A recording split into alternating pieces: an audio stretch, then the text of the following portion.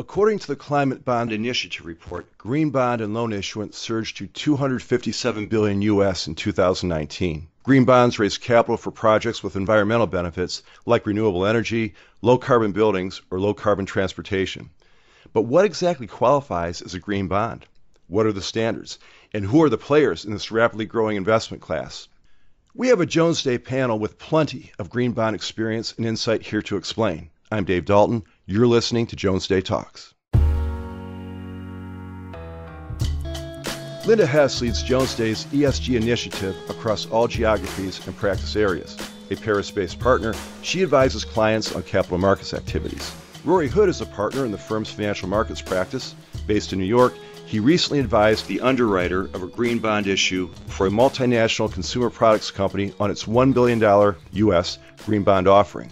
And Natalia Sazin, of counsel in the financial markets practice, works in specialized debt capital markets matters and is also based in Paris. She recently represented a financial services company on its green-covered bond issuance priced at 1.25 billion euros. Linda, Rory, Natalia, thanks so much for being here today. Thanks, Dave, for having us. Linda, let's start with you. Big topic, interesting topic. About $257 billion U.S. in green bonds and green loans were issued last year, 2019. That's up 50% from 2018, where about $170 billion USD were issued. That's big. That's significant in terms of both volume and where this trend's going. But let's step back for a second. For those not entirely sure, can you define what a green bond is for us? Sure, Dave. It, first of all, is one tool in the sustainable finance toolbox. It's debt securities specifically designed to support climate-related or environmental projects. It's really designed to raise money so that issuers can meet their goals with respect to environmental criteria. Mm-hmm. There's also sustainability bonds, which are quite similar, but they use the proceeds to finance or refinance a combination of environmental and social projects. So both of those together are what we would call traditional green or sustainability bonds. We also have a newer category that's called sustainability-linked bonds, and those are linked to specific KPIs or key performance indicators that help an issuer meet certain targets. Mm-hmm. And those are kind of a subset or a different set of what we would call green or sustainability bonds. We'll do a later podcast on sustainability-linked bonds, hopefully sometime in the near future. Are you encouraged, or the way the market seems to be taking off, the acceleration here, you got to be pleased with that, A, but B, what do you attribute that to? I mean, where's this interest coming from suddenly? I mean, it's not inconsequential when you double the amount of issuance in 1 year. That's incredible. What's going on here? I think that we really are seeing this growth because of the need to invest in infrastructure and new ways of financing our economic transition. Europe's always been ahead in the green bond space, and more generally when it comes to ESG. And just as a point of history, the green bond market kicked off in about 2007 when the European Investment Bank and the World Bank together issued the first green bond. But the U.S. caught up quickly and is now one of in fact, the largest issuer of green bonds. So they come in at $50 billion. Mm-hmm. But the next two countries are China at $31 billion and France at $30 billion. So I think that's kind of an interesting set of data points. And when you think of the relative size of the economy of the United States, China, and France, right, you can see that those are pretty big numbers. Interesting. France in the top three, right? In the top three, absolutely. But you also need to remember that the global bond market is valued at $100 trillion. Mm-hmm. So the green bond market, while growing quickly and quite sizable now, is simply a drop in the bucket. Sure, but with a lot of room to grow, apparently, and we'll talk more about where we see this going later on in this program. Let's go over to Rory for a second. Rory, talk about who issues and underwrites these bonds. Are we looking at corporates, countries or jurisdictions, not-for-profits? Who's bringing these investment instruments to market? Thanks, Dave. So we've seen a lot of activity in the investment grade market, particularly large household names. A lot of them have issued green bonds over the last year in particular. We've also seen green bonds issued outside the investment grade market in both the high yield and convertible debt market. Mm-hmm. And interestingly, there have been some issuers that you would not typically associate with green initiatives, that have issued green bonds under the framework. So it's not just your companies that you would traditionally think of as, quote, green, but all different types of issuers, which is interesting. That's encouraging. But talk more about that. You don't have to name names, but when you say companies you wouldn't normally associate with green initiative type things, you're talking heavy manufacturing. What kind of companies are you seeing get into the space that maybe people weren't anticipating? Sure. We've seen manufacturing, oil and gas, meat producers, so all different types of businesses. And the variety is I think, also encouraging as we see the market grow. It's not just one subset of issuers that are choosing to use this product, which is great. Yeah, I think it brings credibility to the market, too. It's not just one niche or one sector, or certainly not one industry. That's encouraging to an investor, and it certainly shows the movement's taking hold. Speaking of investors, what's the appeal here for an investor or portfolio manager? Why are these bonds so popular? We've seen a number of investors actually put out affirmatively what they're looking for in terms of their green investing. And so it's really gives the investors the ability to kind of tailor their values and their goals to their investment philosophies. The buy side always wields, in any market, wields a lot of power. Sure. And you've really seen the buy side drive these green bonds and quite frankly, ESG overall. Mm-hmm. And there's other benefits too, right? Like positive press and kind of brand value. They get to be a leader in an area that is gaining importance, both politically and in the media. Right. There's also there can be tax benefits in certain jurisdictions that investors are, of course, always interested in. So there's a whole host of issues that investors deem important, and each particular investor is going to have their own set of values and what they want to further. Sure. It's a great option, and I know the returns are, well, let's talk about that for a second, Rory, and let's veer off script for a second. But in terms of where these bonds are issued, in terms of the interest rate, or where they're priced, I should say, are they compatible with other corporates, say, with a AAA investment grade bond? Are they about the same in terms of a yield?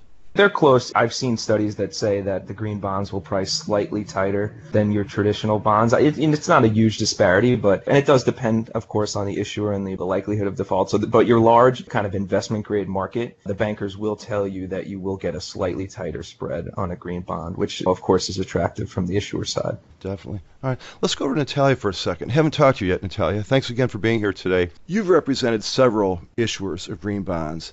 How does the process or mechanics of putting together this kind of offering differ from that of a more traditional corporate bond issue? Thanks, Dave. In terms of deal structure, green bonds are similar to traditional bonds, with one major difference. It's the selection of eligible green assets that will be financed through the issuance, which translates for us lawyers in more transparency, disclosure, and reporting. Issuers will need to prepare a green bond framework, which will describe the eligible green projects or assets to be financed by the issuance, and the way the proceeds will be managed and tracked. The framework will be available on the issuer's website and will be mentioned in the use of proceeds section of the issuance documentation. And as far as Europe is concerned, issuers mostly rely on the green bond principles of the International Capital Market Association when preparing their framework and green issuance. Okay. Talk about the framework a little bit. Is that something legal counsel advises on? That's not an off-the-shelf kind of product, I wouldn't think. That sounds like some very intricate, nuanced work. Is that something, like I said, legal counsel or representation would work with a client on to make sure that's positioned properly in the framework? It depends on each issuance, but it happened already for us in several transactions that we were asked to review the framework, and there is always an added value for us lawyers to review sections on use of proceeds and certain undertakings that issuers will try to put in there. Sometimes there are mismatches between what they actually want to apply the proceeds for and what the reality is. Yes, I would say it's a common work between issuers, their counsel, and all cases also experts, outside experts that have expertise in non-financial reporting. Sure. Okay. Natalia, let's talk about qualifying for green bond status. Who or what screens potential offerings or issuances to ensure that the proceeds from these bonds are actually directed toward green projects? And is this process difficult? Talk about what actually happens if a client is thinking about bringing a green bond to market. Who decides if it's green? First of all, qualifying for green bond status is somewhat different in the US and in Europe. Let's focus on Europe. In Europe, the green bond principles of the International Capital Market Association have now become key tools for issuers. Just as a reminder, they're voluntary guidelines, and they are based on four components, which are the use of proceeds, the process for project evaluation and selection, the management of proceeds, and the reporting. Okay. And issuers, as already mentioned, will often supplement or build their process for selecting and screening eligible green assets with external reviewers. And such reviewers will provide a second-party opinion, a verification, a certification, sometimes even a scoring of assets that will be financed and the ESG performance of the investment. The earmarking of the funds towards green assets is often described in an annual report, a green bond report, or sometimes even in a specific section of annual reporting for issuers. The reports are mostly based on audited information. Okay. The allocation of the proceeds may be presented in detailed or generic terms, sometimes on a project-by-project basis, sometimes on an aggregated portfolio basis. The reporting will not only include the allocation tracking, but also an impact reporting. Impact reporting? I've heard that term in ESG investment circles. Can you explain what that is, impact reporting? Impact reporting is a reporting that looks to measure positive environmental outcomes achieved, the impact of the projects being funded, for example, the carbon footprint, any type of environmental benefit that savings on water, for example, Natalia, I think is, for example. It will depend. There's a whole bunch of criteria that you can then measure against, I think is when you're talking about impact. Is that right? Exactly. So it's quantifiable then, very quantifiable potentially, right? I mean, it's a number. It's a number, a scoring, a rating. Okay. Non-financial, but yeah, it is. Talk about where we are in Europe right now. We're at an exciting turning point, aren't you, in Europe, Natalia? Yeah, very exciting turning point. As part of the EU Action Plan for Sustainable Finance, the Commission is working on developing standards and labels for green financial products, including an EU Green Bond Standard. That EU Green Bond Standard resembles the Green Bond principles of the International Capital Market Association, but its four key components are more process-oriented and put the EU taxonomy as a cornerstone of EU green bonds. And you're probably going to ask what the EU taxonomy is. The EU taxonomy is the EU classification system to determine whether an activity is environmentally sustainable. That means that screening what is green will soon become more harmonized throughout the EU and more trackable. That's encouraging. When might all that come together? Any idea? The EU taxonomy regulation has been adopted by the EU Parliament, and it was published in the official journal. It entered into force on the 15th of July of this year. And so now... What great timing. This is us at Jones Day Talks. We're always right where we need to be in terms of bringing content out. That's awesome. So let's go back to Linda for a second. Thinking about what Natalia said about what's happening in the EU and also looking at what's going on in the U.S., where do you think we are in terms of getting to that point where we have clear and definite standards regarding what qualifies as green bond?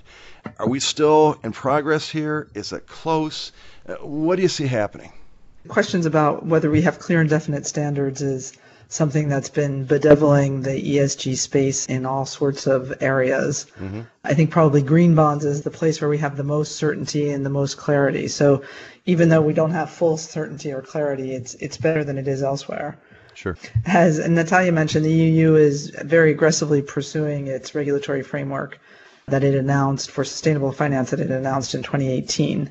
And we're expecting a renewed finance strategy before the end of this year in 2020. And the key components are the non-financial reporting directive, the disclosure directive, and the taxonomy that Natalia just mentioned. And we're looking for the various pieces to start really coming together by Q4 of this year. So we'll see the European Climate Pact is going to be unveiled. We'll have hopefully a EU Green Bond Standard, and all of that to support the goal to be carbon neutral by 2050. 2050. We'll be here before you know it, right? But good progress, great progress, in fact.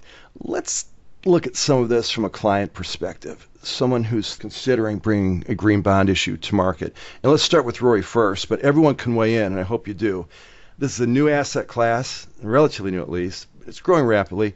But Rory, what kinds of questions do clients have when thinking about this type of issue? And is there anything in particular they need to be concerned about? What are you hearing from clients? Sure. So mainly, a lot of times the clients have previously issued bonds, so they kind of have the process of issuing bonds and dealing with underwriters and banks. They know all that.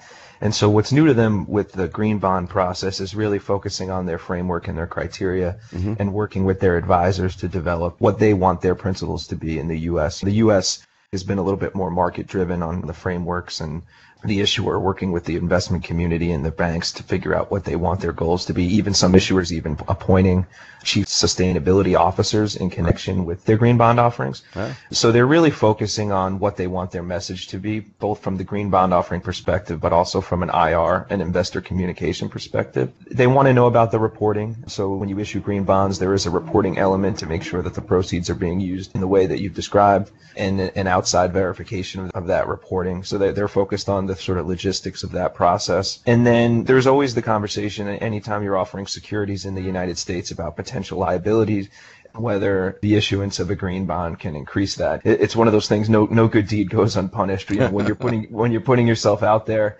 creating new disclosure, you're promising to do certain things with investor money. If things don't go as planned and the value of the bond's depressed, there'll always be somebody looking to say you didn't do what you said you were going to do. Sure. And so those conversations are had at the outset as well. Right. So it's interesting. There's sort of a nuts and bolts component to your interaction with the client in terms of, okay, we've done bond underwritings, but maybe this is a new one. How do we do this? And yet there are concerns once this gets to market. Are we remaining, I don't know if compliance is the right word, but as you put it, are we doing what we said we were going to do? So there's that kind of caution, I guess, moving forward too. Linda, Natalia, what are you hearing from clients? What concerns them? Where are they in this?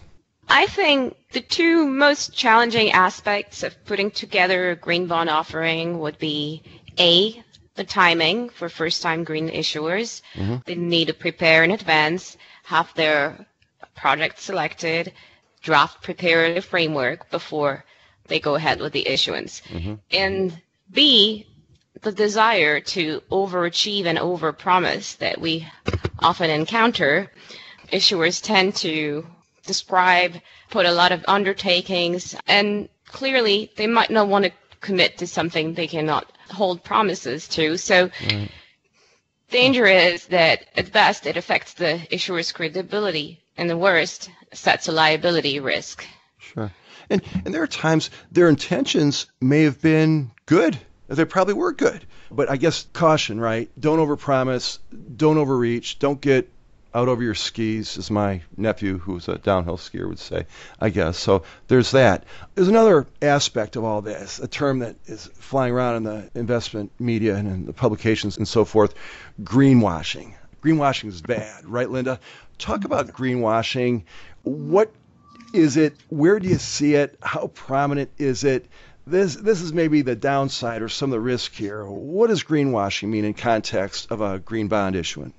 I think those are, again, one of those terms that does get bandied around quite a bit. And it is an important consideration because if issuances are increasingly seen as greenwashing, then the credibility of the market generally might be called into question, and then investors will be less likely or less enthusiastic about investing in products. So really what we think when we think of greenwashing, what is meant is that there is a project or a set of activities that we're going to wrap up in a kind of green paint. We're going to kind of take the old dirty paint can, and we're going to put some nice green paint on it, and we're going to say, oh, here is a green product. And I think then people say, well, that's actually not a green product at all. It's something that you would have done anyway. Yeah. It doesn't actually lead to a marked improvement in terms of your activities or in terms of the sustainable economy generally. So greenwashing is generally understood as being a way to take a non-green activity and wrap it up in a green wrapper and try and sell it as something that is environmentally sustainable when in fact it's not.